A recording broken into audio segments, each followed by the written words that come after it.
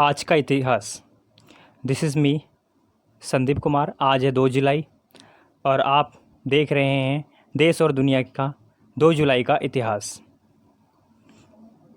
2 जुलाई के इतिहास के बारे में नज़र डालते हैं तो सबसे पहले अगर 2 जुलाई का जिक्र करें तो सबसे पहले हमारे सामने जो घटना आती है वो 2 जुलाई के, क्योंकि आपको पता है 2 जुलाई 7वें महीने वर्ष का दूसरा दिन है, यानी कि लगभग हम आधा वर्ष का समय हमने व्यतीत कर लिया है। 2 जुलाई जो है वो 7वें महीने का दूसरा दिन है। यह दिन में कई अहम घटनाओं के गवाह है रहा है, इतिहास में गवाह, क्योंकि अंग्रेज़ों से लड़कर देश को आज़ाद कराने के समर्थक सुभाष चंद्र बोस को 2 जुलाई 1940 को ही गिरफ्तार किया गया था और उन पर अंग्रेजी शासन के विद्रोह को भड़काने के रूप में आरोप लगाया गया था। तो इसलिए हम 2 जुलाई का इतिहास के तौर पर हम याद रख सकते हैं कि 1940 में सुभाष चंद्र बोस को गिरफ्तार किया गया था और उन पर एक अंग्रेजी शासन के विद्रोह के खिलाफ, मतलब भड़काने के खिलाफ आरोप लगाकर उनको गिरफ्तार किया गया था। तो हम ऐसी घटना को नहीं भूल सकते जो हमारे इतिहास से हमसे जुड़ी हुई है। आगे हम बात करते हैं इतिहास की, तो 2 जुलाई की एक और अहम घटना है। 1306 ईस्वी में अलाउद्दीन खिलजी ने 2 जुलाई को ही सिवाना के किले पर हमला किया था। तब उस दुर्ग में कान्हव देव के भतीजे चौहान सरदार शीतल देव का कब्जा था।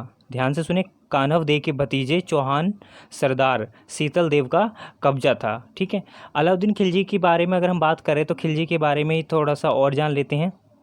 अलाउद्दीन खिलजी का जो जन्म हुआ वो 1266 में हुआ बंगाल में, और इनकी जो मृत्यु हुई थी वो हुई थी 1316 ईस्वी, ये जनवरी 1316 ईस्वी में। और अलाउद्दीन खिलजी का जो कब्र है वो कुतुब मीनार कॉम्प्लेक्स जो दिल्ली में बना हुआ है फ़िलहाल, अभी जो कुतुब मीनार कॉम्प्लेक्स दिल्ली में वहाँ पर है। अच्छा, इसका एक और इम्पॉर्टेंट कि बचपन में अलाउद्दीन खिलजी का बचपन में जो नाम था वो था अली गुरशप्पा, अली गुरशप। ठीक है, अली गुरशप था।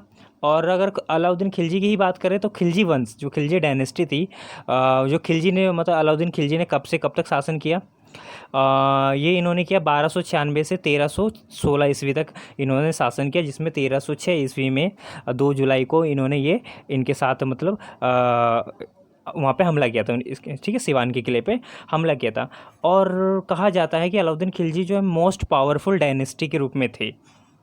वैसे देखा जाए तो इनकी डायनेस्टी की जो स्थापना हुई थी 1290 में हुई थी और जलालुद्दीन फिरोज खिलजी ने किया था, जो कि 1290 में उन्होंने अपना साम्राज्य स्थापित किया और 1296 तक वो रहे। उसके बाद उन्होंने अपने बेटे को अलाउद्दीन खिलजी को बिठा दिया गद्दी पे। और इस समय जो इनके शासन के लिए जो लैंग्वेज है ना, इनके शासन व्यवस्था में, वो पर्शियन ऑफिशियल लैंग्वेज के तौर पे इस्तेमाल करते थे। और उस समय मुस्लिम 2 खेमों में बटा हुआ था, शिया और सुन्नी। तो ये सुन्नी वर्ग के मुस्लिम में आते थे। और जब इनकी डायनेस्टी, मतलब इनकी डायनेस्टी का जो अंत हुआ, अंत होने के बाद आपका जो खिलजी वंश के बाद यहाँ कुतुबुद्दीन ऐबक, मतलब तुगलक डायनेस्टी का उदय हुआ। इनके अंत के बाद उनका उदय हुआ। ठीक है, तो इसके बारे में कुछ डिटेल में था। अब हम बात करते हैं आश्रित भट्टाचार्य। 2 जुलाई को ही आश्रित भट्टाचार्य, अगर 2 जुलाई का जिक्र करें और आश्रित भट्टाचार्य का नाम ना ले तो ये अधूरा सा रहता है। 1934 में भारत के महान क्रांतिकारी में से एक आश्रित भट्टाचार्य का निधन हो गया था। आश्रित भट्टाचार्य जो है ये मतलब महात्मा गांधी के साथ मिलकर इन्होंने मतलब काफ़ी चीज़ों में योगदान दिया और बहुत सारे उसमें योगदान देने के साथ साथ इन्होंने, मतलब महात्मा गांधी के साथ मिलकर हमारे देश को आज़ाद कराने में इनका भी काफ़ी बहुत बड़ा एक महत्वपूर्ण योगदान रहा है। ठीक है, आगे हम बात करते हैं 2 जुलाई की, तो 2 जुलाई में 1948 में प्रसिद्ध जन कवि आलोक धानवा का जन्म हुआ था। आलोक धानवा का जन्म हुआ था।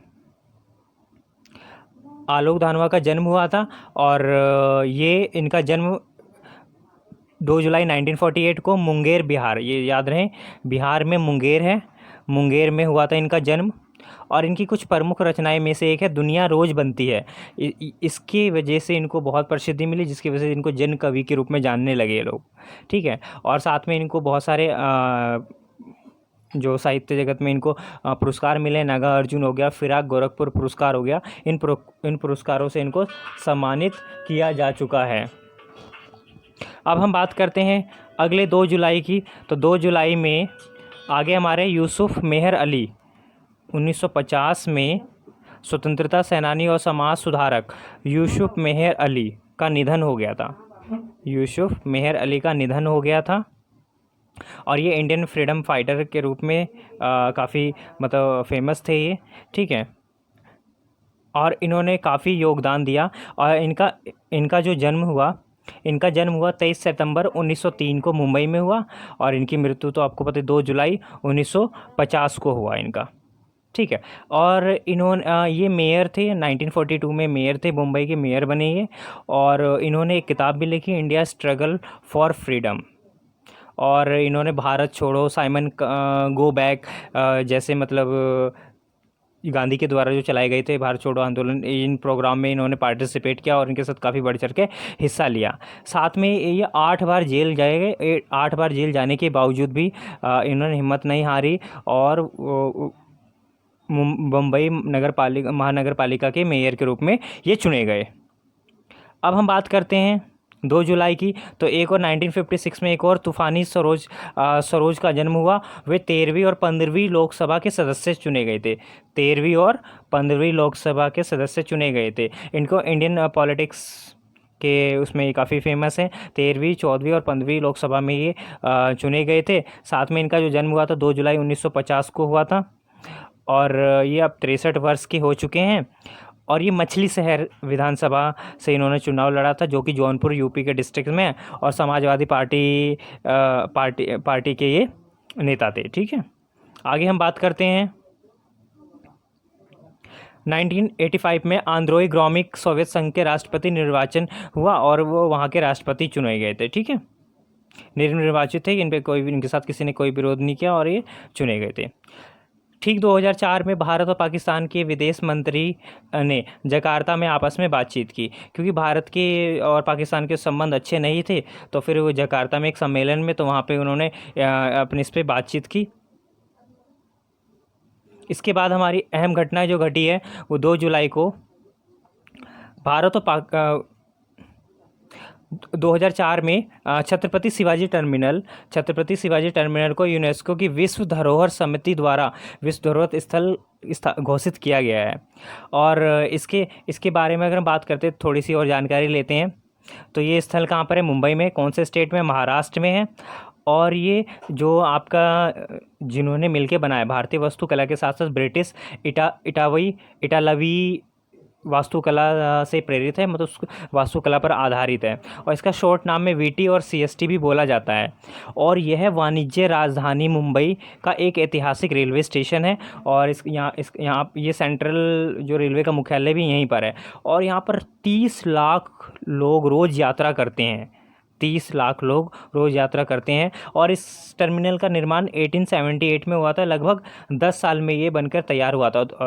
और 2 जुलाई 2004 को यूनेस्को द्वारा विश्व धरोहर स्थल घोषित किया गया। तो ये 2 जुलाई की अहम घटनाओं पे हमने चर्चा कर लिया है। तो अब मिलते हैं आपसे कल अगले सेशन में 3 जुलाई के इतिहास में, कि 3 जुलाई का विश्व देश दुनिया में क्या इतिहास रहा है। तो अगर आपने अभी तक हमारे चैनल को सब्सक्राइब नहीं किया तो सब्सक्राइब जरूर कर ले, ताकि हमें मोटिवेशन मिले और हम आपके लिए डेली इसी तरीके से अट्रैक्टिव वीडियो आपके लिए लेके आएँ और आपको अहम जानकारी प्रदान करें, ताकि आपके एग्ज़ाम या आपके नॉलेज को अच्छी तरीके से इम्पोर्टेंस दे, बढ़ाए। तो मिलते हैं आपको नए सेशन में। Thank you so much. जय हिंद।